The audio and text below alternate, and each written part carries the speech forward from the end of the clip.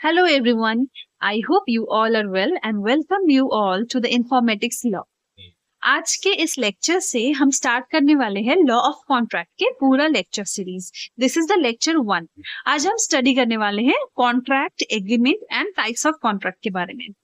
So Indian contract act 1872 क्या define करता है कॉन्ट्रैक्ट के बारे में? सेक्शन 2H ये कहता है every promise and every set of promises forming the consideration for each other is an agreement and every agreement enforceable by law is a contract.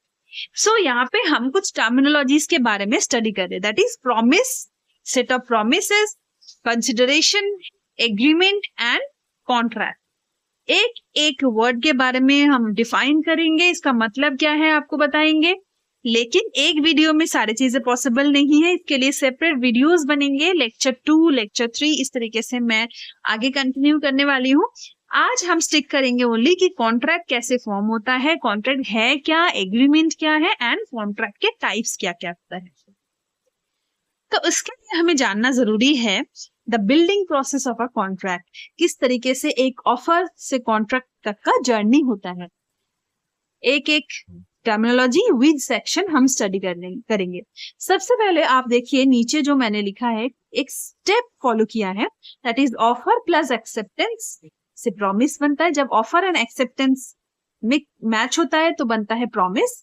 Promise के साथ कंसिडरेशन जुड़ता है तो बनता है एग्रीमेंट एंड एग्रीमेंट के साथ लीगल एनफोर्सेबिलिटी जुड़ता है तो बनता है कॉन्ट्रैक्ट. नॉर्मल लेमैन से अगर किसी भी लेमैन से पूछो कि कॉन्ट्रैक्ट और एग्रीमेंट के बीच में क्या डिफरेंस है, उनके लिए सेम ही लगेगा. उनके लिए एक कॉन्ट्रैक्ट और एग्रीमेंट के बीच में कोई डिफरेंस नहीं है. आपने बहुत सुना होगा नॉर्मल डेली लाइफ में कि रेंट एग्रीमेंट बनवाया है. Rent agreement, actually rent agreement क्या होता है? ये कॉन्ट्रैक्ट है कि एग्रीमेंट? नॉर्मल पीपल के लिए, हम लॉ वालों के लिए agreement and contract these two are different things, but normal layman के लिए क्या है? Agreement and contract same thing है, बट हमें वही डिफरेंस अभी समझना है. सबसे पहले हमें जानना है ऑफर क्या होता है. When one person signifies to another his willingness to do or abstain from doing something with a view to obtain the assent of the other. Offer क्या होता है कि मान लीजिए मेरे पास एक गाड़ी है, सेकेंड हैंड कार, मैं सेल करना चाहती हूँ, तो मैं ऑफर रख रही हूँ, I want to do something, right. My willingness, यहाँ पे देखिए बोलिए वन पर्सन सिग्निफाइज, एक पर्सन दूसरे पर्सन को अपना विलिंगनेस बता रहे कुछ करने के लिए, या फिर एब्सटेन फ्रॉम डूइंग, या फिर कुछ ना करने के लिए अपना विलिंगनेस शो कर रहा है. तो मेरे पास गाड़ी है, मैं बेचना चाह रही हूँ, my willingness to sell my car is the offer. और मैं ये जब सामने वाले के सामने रख रही हूँ ये बात कि I want to sell my car, और ये मैं 2 लाख रुपए में बेचना चाहती हूँ, अगर मुझे 2 लाख रुपए मिलता है then I will sell my car to you. This is the offer. Acceptance, ये section 2A Indian contract act 1872 के सेक्शन 2A मेंशन करना ऑफर डिफाइन होता है. एंड देन एक्सेप्टेंस 2B में डिफाइन होता है when a person to whom the offer is made, जिनके सामने मैंने बोला कि हाँ मैं 2 लाख रुपए में मैं अपनी कार बेचना चाहती हूँ, उस पर्सन के सामने when the person to whom the offer is made signifies his assent, वो अपना एसेंट देता है, thereto the proposal is said to be accepted. उसका मतलब है कि उसने एक्सेप्टेंस दिया है. अगर मैंने अपने फ्रेंड बी को बोला आई एम ए, एंड मैंने अपने फ्रेंड बी को बोला कि yes I want to sell my car in 2 lakh rupees, और बी जो मेरा फ्रेंड है उसने भी एक्सेप्ट कर लिया कि ठीक है तेरा कार मैं 2 लाख रुपए में लेने के लिए तैयार हूं, तो दैट मीन्स कि हम दोनों के बीच में एक प्रॉमिस क्रिएट हुआ. तो सेक्शन 2E एंड 2B क्या बोल रहा है? An offer when accepted becomes a promise. मेरा ऑफर मेरे फ्रेंड ने एक्सेप्ट कर लिया तो क्या बना? प्रॉमिस बना. तो आप क्या लिख सकते हो? Offer plus acceptance forms promise. Okay, then agreement कैसे बनता है? When 2 or more promises are made for each other forming the consideration for each other it becomes an agreement. तो सेक्शन 2E में ये डिफाइन होता है. इंडियन कॉन्ट्रैक्ट एक्ट 1872 मेंशन जरूर करना जब भी आप सेक्शन मेंशन करोगे. तो सेक्शन 2 ये बोलता है कि जब प्रॉमिस के साथ कंसिडरेशन ऐड होता है तो ये एक एग्रीमेंट बनता है. अब आप बताइए कि मेरी और मेरी फ्रेंड के बीच में जो बात हुई है अभी, इसमें ऑफर था, एक्सेप्टेंस था, क्या कंसिडरेशन है इसमें? अगर है तो ये एग्रीमेंट बना, अगर नहीं है तो ये सिर्फ और सिर्फ प्रॉमिस बन के रह गया। अब आप बताइए, जब मैंने ये बोला कि 2 लाख रुपए के बदले ही मैं अपना कार बेचूंगी और उसने भी एक्सेप्ट किया है, दैट मीन्स कि यहाँ पे कंसिडरेशन है। जब किसी चीज के बदले में आपको मनी मिलता है या मनी के बदले में कुछ और, किसी भी चीज के बदले में अगर आपको कुछ मिल रहा है, जैसे for example I am working in my working institution 9 to 5, अगर मैं जॉब कर रही हूँ, उसके बदले में एंड ऑफ द मंथ मुझे सैलरी मिल रहा है, that means I am getting my consideration. मैं अपना टाइम दे रही हूँ, उसके बदले में मुझे कंसिडरेशन मिल रहा है, राइट? तो यहाँ पे भी मैं अपना कार दे रही हूँ, कार बेच रही हूँ, मैं कोई गिफ्ट में या दान में नहीं दे रही हूँ, मैं यहाँ पे कार बेच रही हूँ और उसके बदले में मुझे क्या मिल रहा है? कंसिडरेशन, 2 लाख रुपीज मिल रहे हैं। तो यहाँ पे बना एग्रीमेंट। तो एक चीज बहुत ध्यान देने वाली है कि आप जहाँ पे प्रॉमिस की बात हो रही है वहां पे कंसिडरेशन की बात नहीं हो रही है। जहां पे कंसिडरेशन ऐड होता है वो बन जाता है, एक प्रॉमिस बन जाता है agreement. And then agreement and contract के बीच में क्या डिफरेंस है? एग्रीमेंट बनने के बाद जब लीगल एनफोर्सेबिलिटी आता है तो वही एग्रीमेंट बन जाता है contract. And agreement that is enforceable by law is a contract. जब हम लोग स्टैम्प पेपर में एग्रीमेंट बनाते हैं, लिखते हैं रिटन फॉर्म में, और उसके बाद नोटरी स्टैम्प लगा देते हैं, नोटराइज्ड हो जाता है, लीगल राइट फॉर्म हो जाता है, देन एक एग्रीमेंट कॉन्ट्रैक्ट बन गया, ऐसा कहा जाता है। And it is defined under section 2H of Indian contract act 1872। Okay, अब आपको समझ में आया जो मैंने यहाँ पे स्टेप्स लिखा है। ऑफर प्लस एक्सेप्टेंस क्या बना? Promise. Then promise plus consideration क्या बना? Agreement. Agreement plus legal enforcement क्या बना? कॉन्ट्रैक्ट।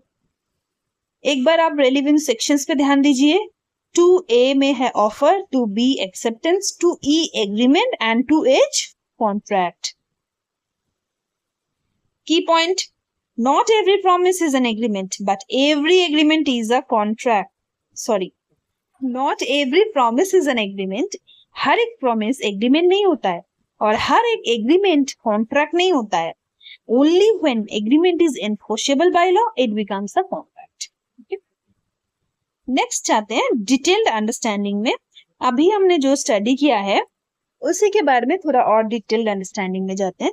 ऑफर सेक्शन 2A में देखो 3 पॉइंट ध्यान रखना। प्रपोजल और suggestion made with the intention of obtaining the ascent of the other. हमेशा ऑफर ऐसा होना चाहिए जहां पे मैं सामने वाले से एक्सेप्टेंस मांग रही हूँ या मेरा इंटेंशन है। ऐसा नहीं है कि मैं सामने वाले से जस्ट ऐसे बोल रही हूँ लेकिन मेरा कोई इंटेंशन नहीं है कार बेचने का, मैं बस देखना चाह रही हूँ कि हाँ मतलब ये क्या कहना चाह रहा है, ये मेरा कार लेने वाला है या नहीं लेने वाला है। ऐसा नहीं होना चाहिए। मेरा इंटेंशन क्लियर होना चाहिए कि मैं सामने वाले का एसेंट चाहती हूँ और उसके बाद हमारा एक प्रॉमिस क्रिएट होगा and must be communicated to the offeree. ऐसा नहीं है कि मैंने सपने में बोल दिया या ऐसे बोला कि उसको सुनाई नहीं दिया ऑफरी को। ऑफरी मीन जिसके सामने मैं ऑफर रख रही हूँ, जो एक्सेप्ट करेगा, एक्सेप्टेंस जो देगा, ही इज द ऑफरी। तो ऐसा कम्युनिकेट करना पड़ेगा कि ऑफरी को सुनाई दे रहा है या ऑफरी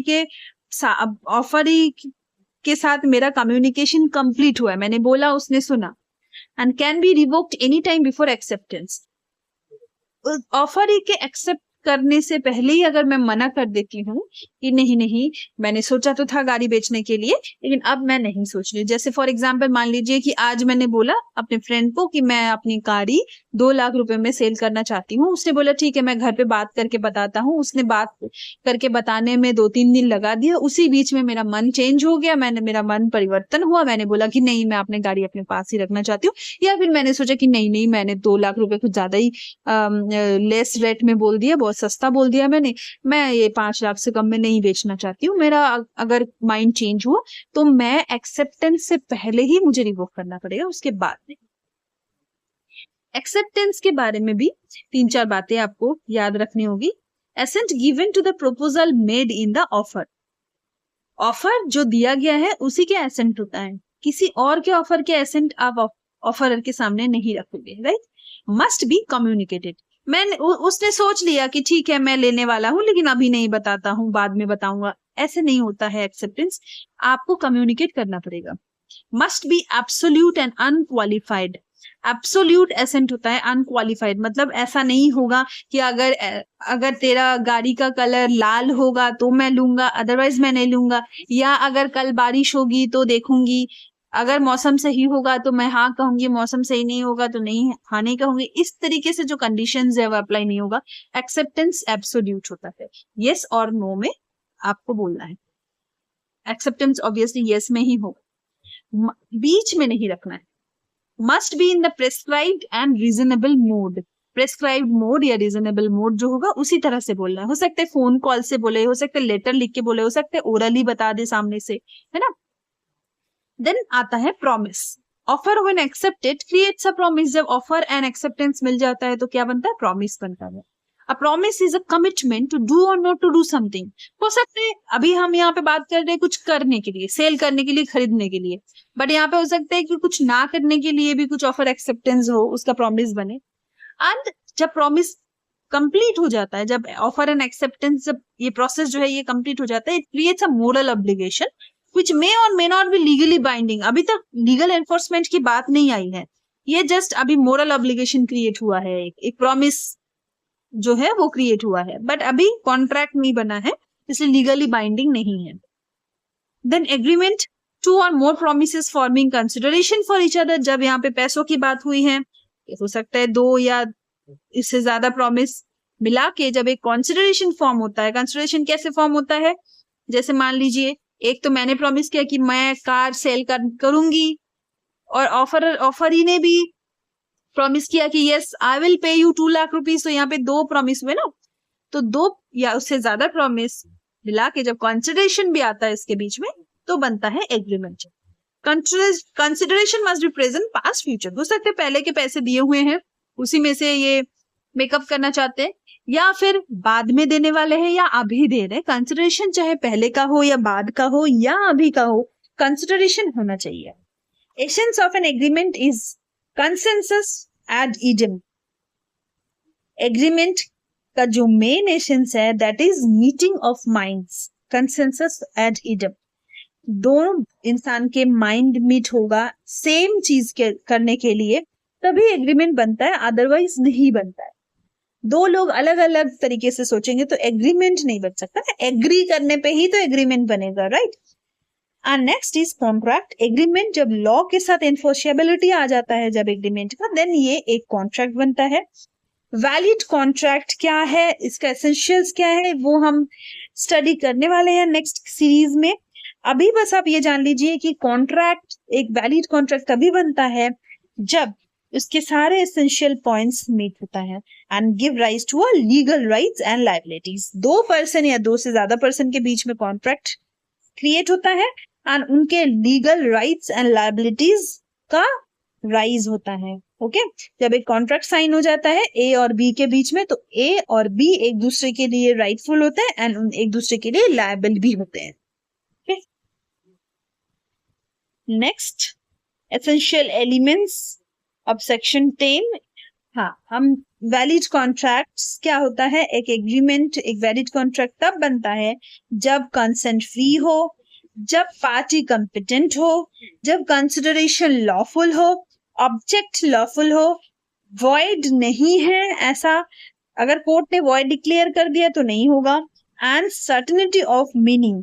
ये जो 6 पॉइंट्स है इनके बारे में हम ऑलरेडी लेक्चर सीरीज प्लान किया हुआ है, आपके पास आ जाएगा। आप चैनल सब्सक्राइब कर देना एंड फॉलो करना इस चैनल को। आप देखोगे इन सारे जो 6 पॉइंट्स है, इसमें आप देख पा रहे हो कि सेक्शंस के रेंजेस हैं, हम डील करेंगे with all the essential elements of a valid contract. बहुत इंपॉर्टेंट है आपके एग्जाम पर्पस के लिए भी। रेलिवेंट सेक्शंस आप देख लो। कैपेसिटी टू कॉन्ट्रैक्ट, कौन ऐसे लोग हैं जो कॉन्ट्रैक्ट साइन करने के लिए एबल होते हैं। फ्री कंसेंट क्या होता है, लॉफुल ऑब्जेक्ट क्या होता है, अनसर्टेन एग्रीमेंट्स क्या होता है, इनके ऊपर एक वीडियो में बात करना पॉसिबल नहीं है। So we will deal with these topics in another video. And ये वीडियो काफी लंबा होते जा रहा है and that's why I want to make an another video, a separate video for types of contract. मैंने प्लान किया था इसी वीडियो के साथ, but I will make a separate video so that कि आपकी अंडरस्टैंडिंग और क्लियर हो. मैं जल्दबाजी में आपको समझाना नहीं चाहती हूँ. Thank you for watching this video.